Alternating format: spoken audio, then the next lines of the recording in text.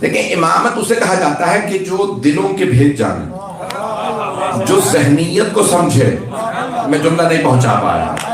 اب امام جانتے ہیں یہ سادگی میں جہالت میں توہین کر رہا. ایک مرتبہ جب اس نے توہین شروع کی، امام نے اس کو دیکھا، کہا کہ لگتا ہے تو پردیسی ہے، غریب الوطن ہے، اگر گھر چاہیے تو گھر حاضر ہے، زاد راہ چاہیے تو زاد راہ حاضر ہے، سواری چاہیے تو سواری، کھانا چاہیے تو کھانا. اس نے کہا آپ حسن ابن علی ابن ابی طالب نہیں؟ امام نے کہا میں ہی حسن ابن علی ابن ابی طالب. کہ لیکن میں تو آپ کے بابا کی توہین کر رہا ہوں. امام نے فرمایا کیونکہ تم میرے بابا کو جانتا نہیں ہے. شام کے پروپیگنڈے کے اندر آ گیا. توجہ. امام نے کہا تو شام کی اس تبلیغات، وہ جو میرے بابا کے خلاف سوء تبلیغات ہو رہی ہیں، اس نتیجے میں کہہ رہا. ایک مرتبہ اس نے کہا کہ بھئی آپ علی ابن ابی طالب کے بیٹے؟ امام نے کہا ہاں. کہا آپ کا اخلاق تو اتنا اچھا ہے. امام نے کہا یہ میرا نہیں، بابا نے سکھایا. پتہ نہیں لوگ ہیں یا نہیں. ایک مرتبہ اس کے آنسو بہنے لگے. کیا کہ میری توبہ قبول ہو سکتی ہے؟ امام نے کہا میں نے بھی معاف کیا، میرے بابا نے بھی، لیکن ایک شرط ہے، اب جب شام جانا تو شامیوں کو بتانا علی ایسے تھے. میرے جملے پہنچ رہے جانے میں.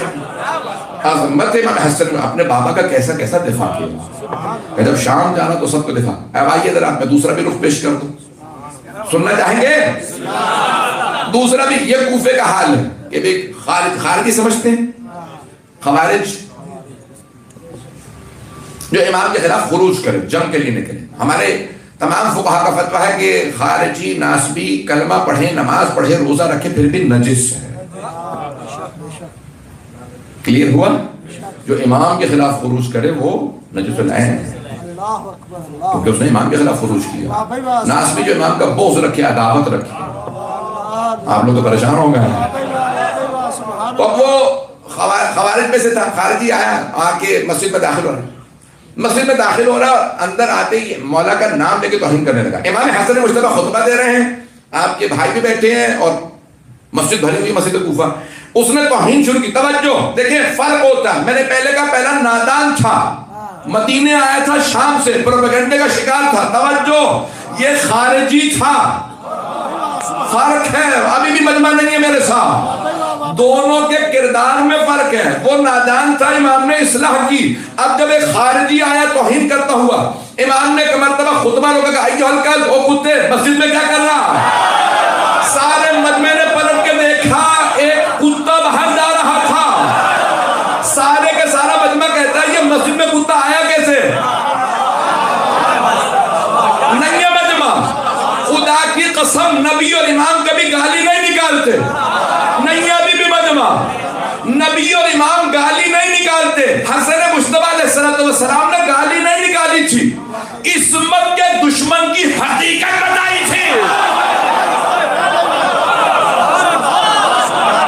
جیسے امام نے حقیقت کو اپنی زبان پہ جاری کیا، خالق نے اسے ویسے ہی بنا دیا. سارا مجمع دیکھ رہا ہے کہ نجس العین جانور باہر جا رہا ہے. یہ مسجد میں آیا کیسے تھا؟ مولا نے فرمایا کہ اس نے میرے بابا کی توہین کی تھی. یہ جانتا تھا میرے بابا کون ہے. اب صفات سمجھ میں آیا تھا. لوگ پہنچ رہے ہیں، میں اپنے آپ سے باتیں کر رہا ہوں.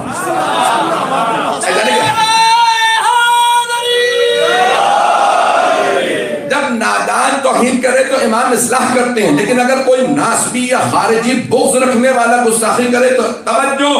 اور اگر ابھی بھی کوئی پریشان ہے، غزوہ خندق ذہنوں میں ہے، جو پہنچ گئے انہیں سلام. وہاں پہ بھی کسی نے نیزہ مار کے، عمر ابن عبد الود نے یہی کہا تھا رسول میرے مقابلے میں کسی کو بھیج.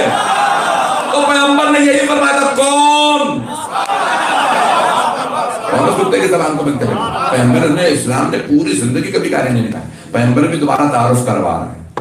ابھی بھی مجمع نہیں ہے. میں آگے پڑھنا چاہ رہا ہوں لیکن آپ کی خاموشی مجھے پریشان کر رہی ہے. اللہ گرامی سید الشہداء کا بھی جملہ سن لیجیے. آپ نے فرمایا 7 یا 8 محرم کو کہ میں نے خواب دیکھا کہ کتوں نے مجھ پہ حملہ کر دیا اور ایک کتے نے میرا گلا کاٹا، اس میں یہ نشانیاں. مولا کے سارے انصار نے کہا مولا یہ ساری نشانیاں تو شبر میں ہیں. اب پہنچ رہے ہیں، کتنی دلیلیں دوں؟ امام گالی نہیں نکالتے، امام دشمنوں کی حقیقت بیان کرتے ہیں. اب میرے جملے پہنچ گئے جانے کے بعد امام نے بھی. اب یہ کیا اللہ گرامی اب بہت سے لوگ یہ دیکھ رہے ہیں کہ یزیدی لشکر انسانوں کا، امام کہہ رہے ہیں یہ ظاہری شکلیں نہ دیکھو، ان کا باطن نجس العین ہے۔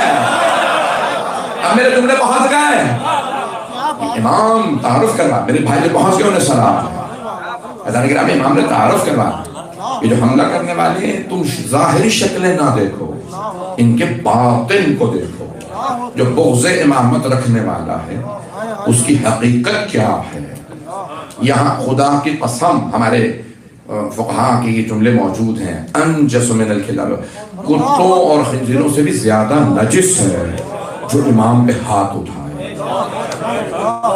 یہ مبلغ کے الفاظ ہیں میرے لیے۔ اللہ گرامی خبردار کبھی کوئی یہ سمجھے کہ نہیں میں جو ہے وہ ممبر سے گالی دے رہا ہوں، نہیں، حقیقت یہی ہے۔ دشمنان اہل بیت کی، جو دشمن ہیں، جو عداوت رکھے، جو بغض رکھے، کینہ رکھے آل محمد علیہ السلام، آپ لوگ پریشان تو نہیں ہو رہے ہیں؟ اگر کہیں میں ختم کر دوں یہیں پہ